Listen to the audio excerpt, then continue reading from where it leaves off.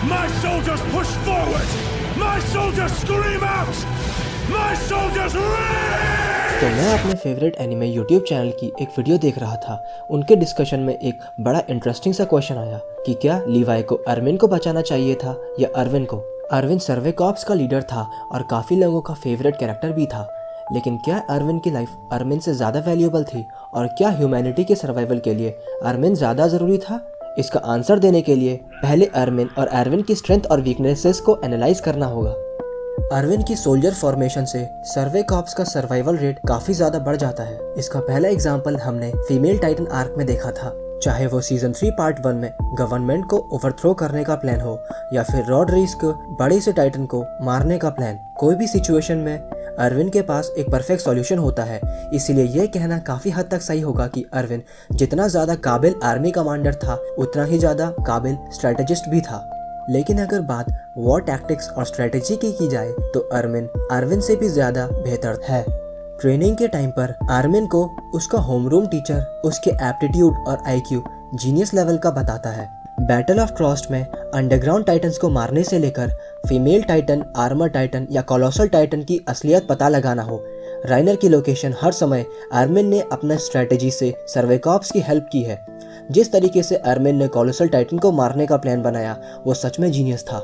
अभी latest season में मार्ले के घर में घुस कर मारा था और कब्र तुम्हारी खोदी है, दिल्ली की कुर्सी पे बैठा बाप तुम्हारा मोदी है वाला प्लान इतना एफिशिएंट था कि सिर्फ 8 सर्वे कॉर्प्स की डेथ हुई, और वो भी तब जब मार्ले के पास होम ग्राउंड एडवांटेज था। स्ट्रेटेजी के हिसाब से यह कहना बिल्कुल भी गलत नहीं होगा कि अरविन से भी ज्यादा बेटर स्ट्रेटेजिस्ट है। अरविन अगर लाइट है तो अरविन एल। लेकिन स्ट्रेटेजी और टैक्टिक्स अरविन का सबसे स्ट्रॉन्ग पॉइंट नहीं था।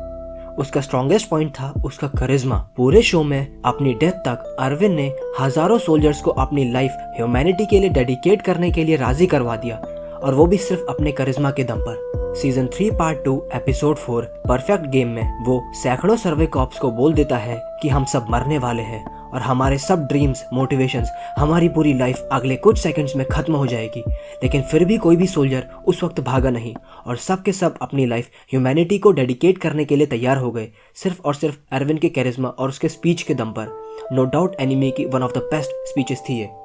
अरविन के कैरिज्मेटिक कैरेक्टर के सामने अरविन उतना कैरिज्मेटिक नहीं है, लेकिन अरविन का स्ट्रॉन्ग पॉइंट है उसकी एम्पैथी। कोलोसल टाइटन जिसके पास भी होगा उसको ह्यूमन लाइफ की वैल्यू को समझना बहुत ज़रूरी है, क्योंकि कोलोसल टाइटन 1 सेकंड के अंदर लाखों लोगों की ज़िंदगी खत्म कर सकता है। और ह्यूमन लाइफ की इम्पोर्टेंस समझने के लिए अरविन से बेहतर शायद ही कोई होगा जिसने 10 साल की एज में पहली बार टाइटन्स का हॉरर देखा था। अब बात करते हैं ब्रेवरी यानी बहादुरी की, तो इसमें कोई भी शक नहीं कि दोनों शायद पूरे शो के सबसे ज़्यादा ब्रेव कैरेक्टर्स हैं। ह्यूमैनिटी की जीत के लिए दोनों अपनी लाइफ को सैक्रिफाइस करने में 1 सेकंड के लिए भी हिचकिचाए नहीं, चाहे वो अरविन का फाइनल डेथ मार्च हो या अरविन का हीरो मोमेंट।